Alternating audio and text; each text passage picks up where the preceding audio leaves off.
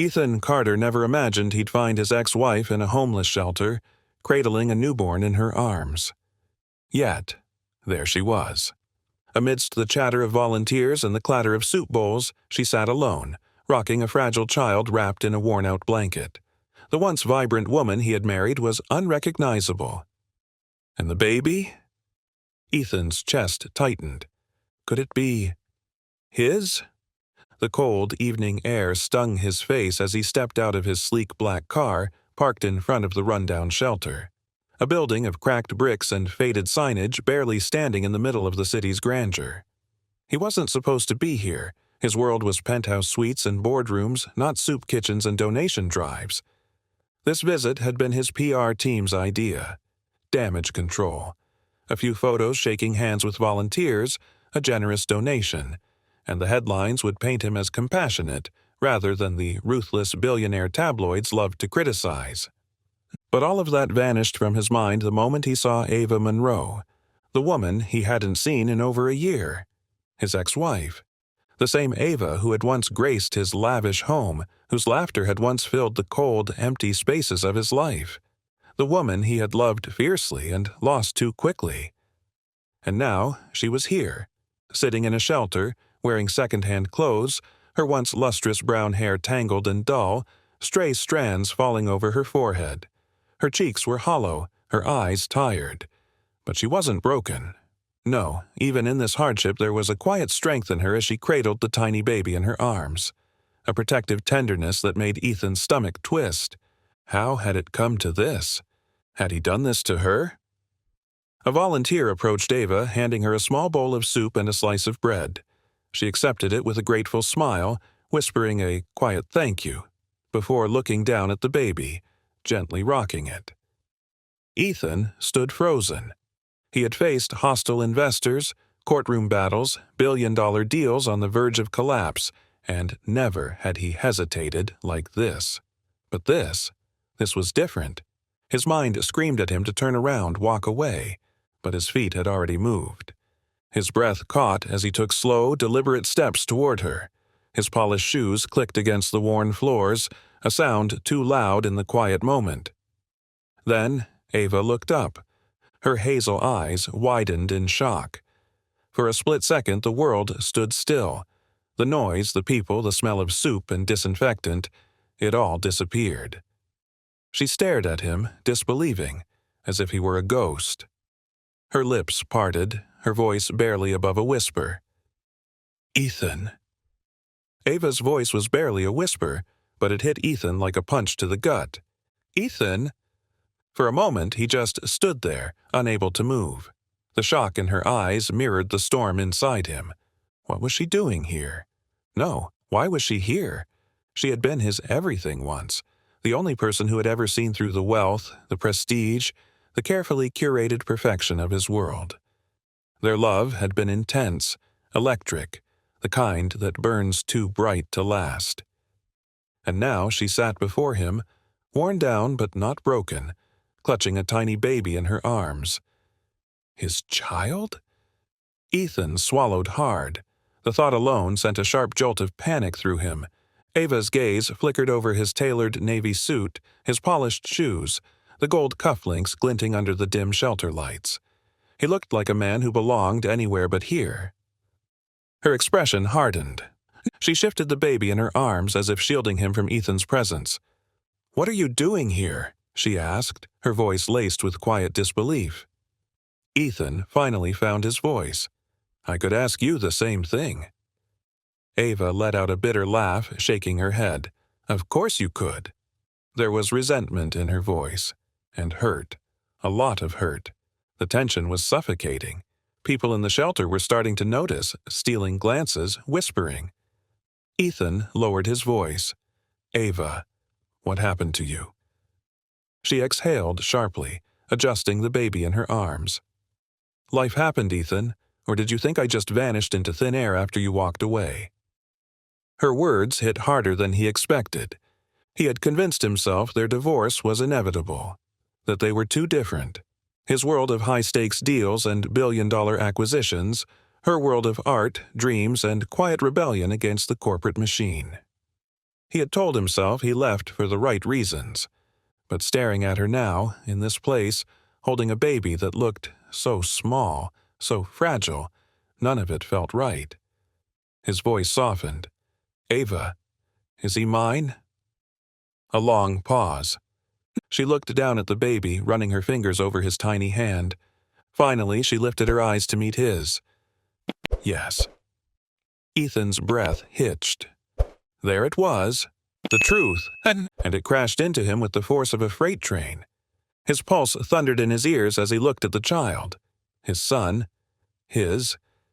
He had a son, and he never even knew. A storm of emotions surged inside him. Shock, guilt, disbelief, something terrifyingly close to regret.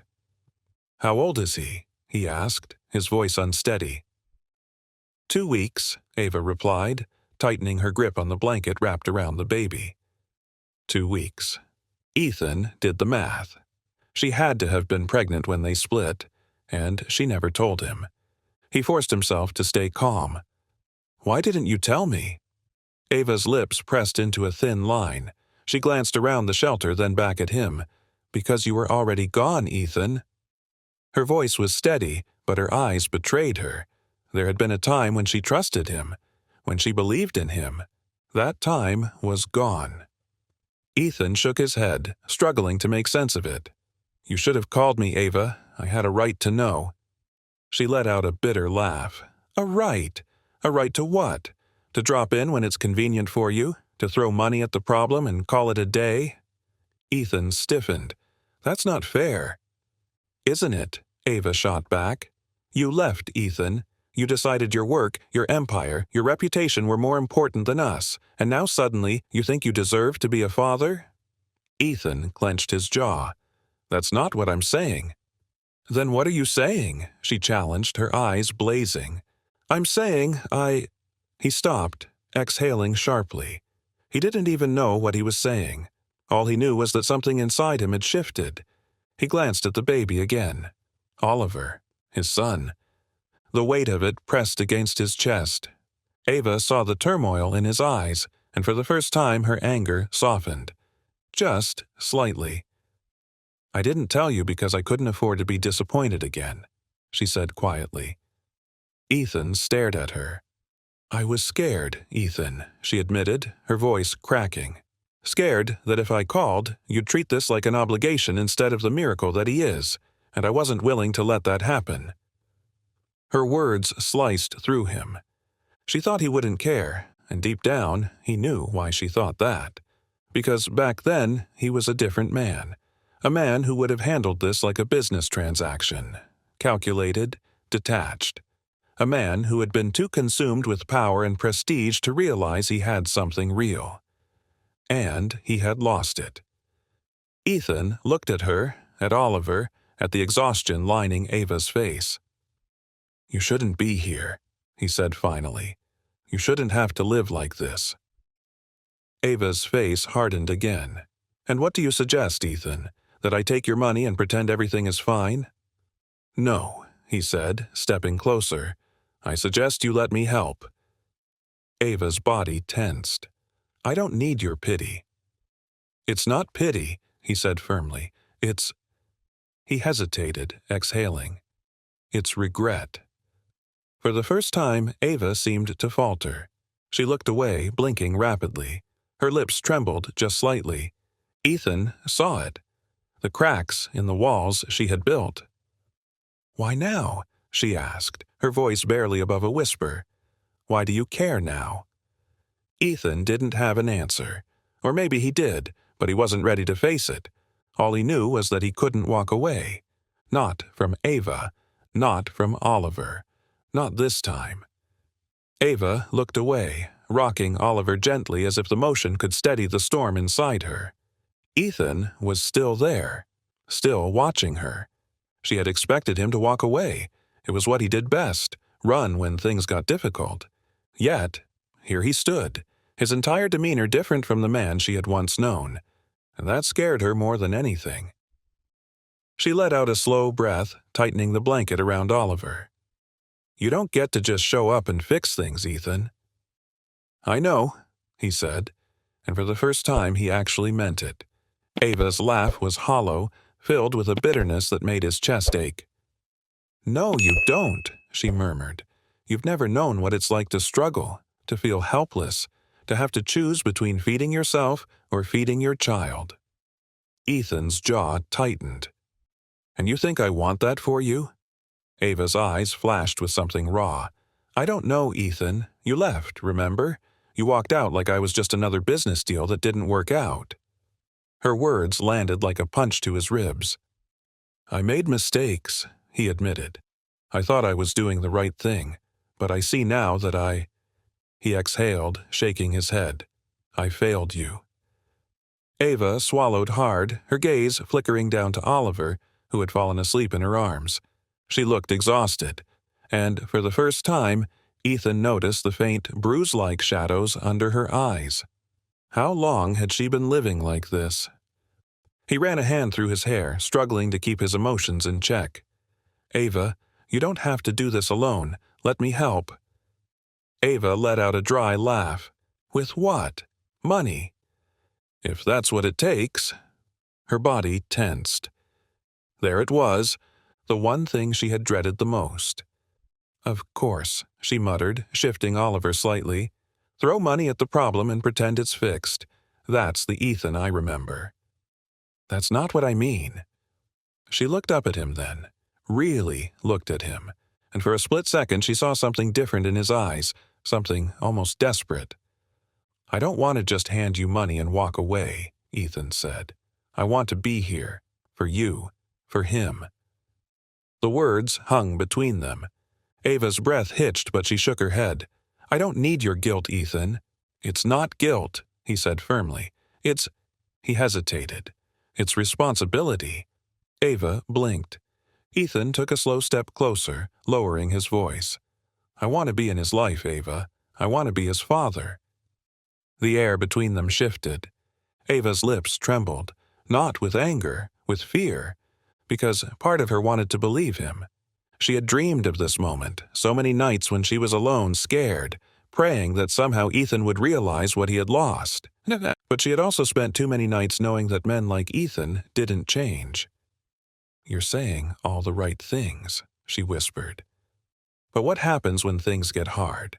When work pulls you away again? How do I know you won't just disappear?" Ethan's breath caught, because deep down he didn't have an answer. But he knew one thing. He wasn't going anywhere. Not this time. Ava's words hung between them like a wall neither of them knew how to break. "How do I know you won't just disappear?" Ethan exhaled slowly. "I don't have a perfect answer for that," he admitted. "But I can promise you one thing. I'm not walking away this time." Ava looked down at Oliver, brushing a gentle hand over his tiny fingers. She wanted to believe him. God, she did. But words were just words. She had heard plenty of them before. She had lived through the heartbreak of trusting Ethan once. She wasn't about to let it happen again. "I don't need promises," she said finally, her voice quiet but firm. "I need actions." Ethan met her gaze, a spark of determination lighting in his eyes. "Then let me prove it to you." Ava studied him, her fingers tightening around Oliver's blanket. "What are you suggesting?" He hesitated for a moment, then said, "Let me help you get out of here." Ava stiffened. "I told you I don't need your money." "This isn't about money, Ava."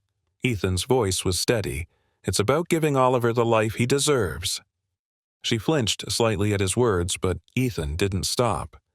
"I don't expect you to trust me overnight," he continued. I just want to help. Let me get you a place to stay. Something safe, something stable." Ava's heart clenched. It was tempting. More tempting than she wanted to admit. She thought about the nights she had spent awake rocking Oliver, terrified about what came next. How long could she stay here before the shelter ran out of space? How long before she had nowhere left to go? She swallowed hard. "And what do you get out of this?" Ethan's expression softened. "A chance to make things right." Ava looked away. Her heart was at war with itself. Could she do this? Could she trust him? She glanced down at Oliver, her baby, her whole world. This wasn't just about her anymore. It was about him. Finally, she sighed, exhaustion weighing on her. "Fine," she whispered, "one step at a time." Ethan's shoulders relaxed in relief. "That's all I'm asking." The next morning, Ava sat in the shelter's tiny communal kitchen, staring at the cup of coffee Ethan had placed in front of her. It was the smallest gesture, but it felt strange, unfamiliar. Because Ethan Carter didn't do small gestures. He did grand displays, extravagant solutions, money instead of time. Yet, here he was, sitting across from her in a room full of people who had lost everything, wearing a plain gray sweater instead of a designer suit. The contrast was almost unbelievable. "You're really doing this?" she asked finally, watching him sip his own coffee. Ethan nodded. "Yeah, I am." She studied him, searching for the man she used to know, the man who had been too busy, too distracted, too ambitious to be present. Was he still in there? Or had something really changed? She wanted to ask, wanted to believe, but the walls she had built around herself were too strong. Instead, she took a slow breath. "Fine. Where are we going?" Ethan's gaze flickered to Oliver, still asleep in his bassinet beside her. "Somewhere safe," he said simply. "Somewhere you can breathe." Ava hesitated.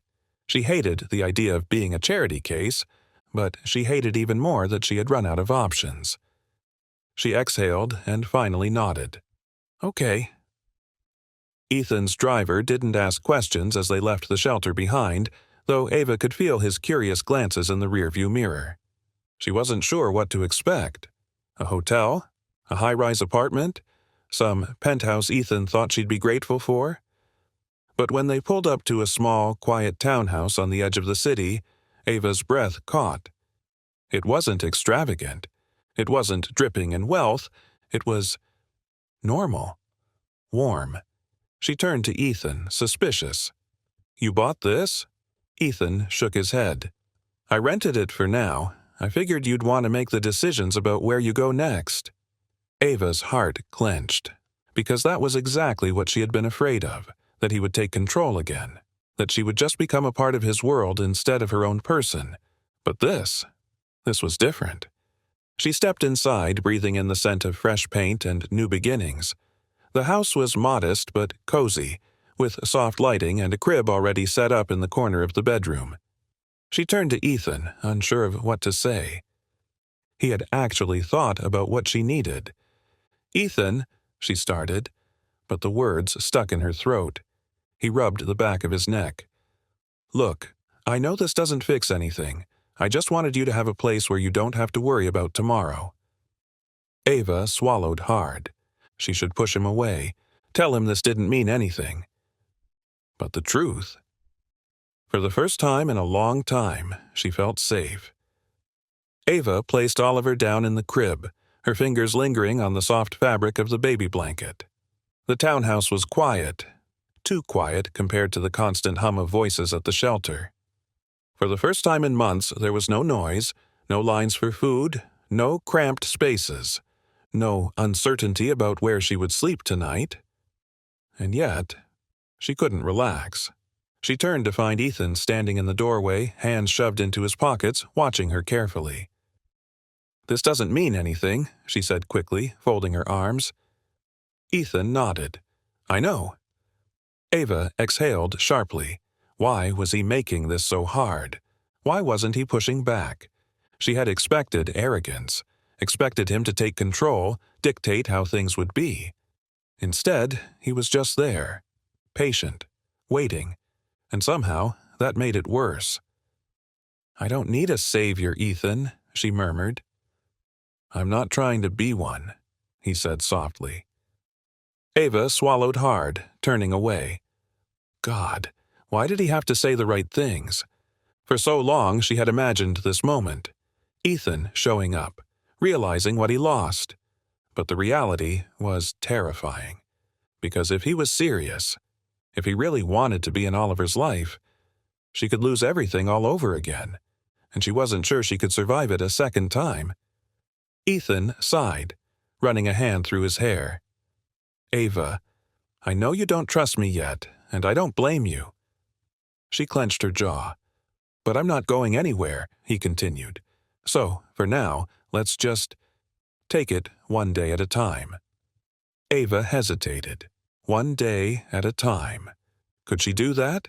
Could she let him in, even a little? Finally, she nodded, though it felt like the biggest risk she had ever taken. "Okay." Ethan let out a slow breath, a silent truce. It wasn't everything, but it was a start. The days blurred into a routine neither of them expected. Ethan didn't disappear. He didn't drown Ava in false promises or grand gestures. Instead, he showed up every single day. He stocked the fridge. He rocked Oliver to sleep when Ava was too exhausted to move.